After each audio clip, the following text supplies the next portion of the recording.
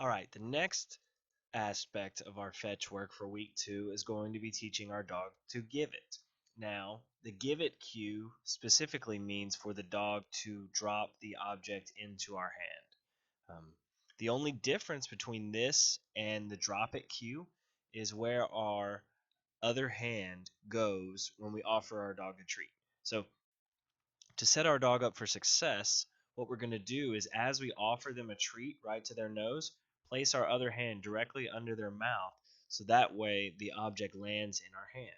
So the dog is learning that when the object lands in your hand, they also get reinforced. So as you're going to see with Molly right here, the only difference between the last video from Drop It is that I am now placing my opposite hand underneath her mouth and I'm going to be saying give it as the verbal cue. Is this guy nuts, Okay, or what's going on? So, but he'd come prepared and he had things to show me that were solid ideas. I saw some inferior, more so Yes, paintings on the internet that I knew weren't done by normal. A dozen or more legitimate Canadian galleries, some of them top flight galleries, were carrying them. A dozen or more galleries, gallery eBay channels. Some people contacted me, hassled me for being quiet about it. Star Dreamer, the silence is deafening. Why won't you say anything? Why won't you stand up? Yes, good job. Once I decided I was going to do something about it, I wasn't going to screw around.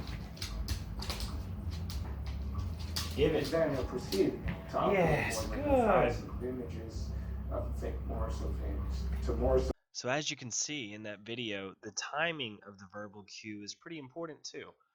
As you're teaching this at the beginning, you want to say your verbal cue as the dog is dropping it into your hand. And I say drop it, but I really mean give it.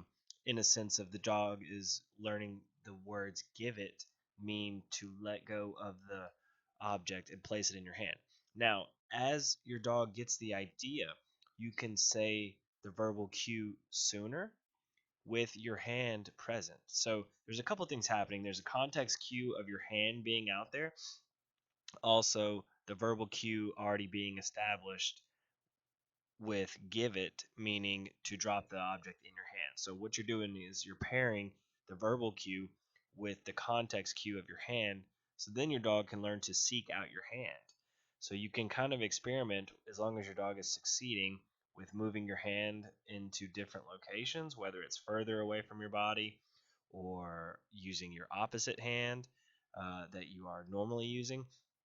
What that's going to do is going to establish fluency of the behavior, meaning give it dropping the object into your hand.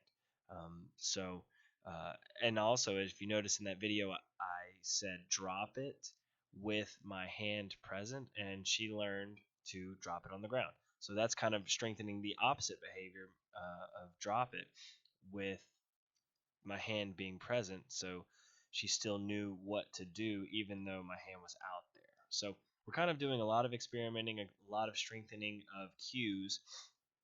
And if at any point your dog is struggling, make it easier for them, whether it's going to a more familiar object or placing your hand closer to their mouth or closer to their head so they don't have to search for your hand. But as you can see, they get the idea pretty quickly, and it also helps to transfer this to newer objects once they get the idea. But again, with this give it cue, we want them to succeed. So still offer them that treat and reward them when they drop it into your hand. Even if it falls out of your hand, like you can see, I dropped a couple. If they're doing their part, go ahead and hook them up.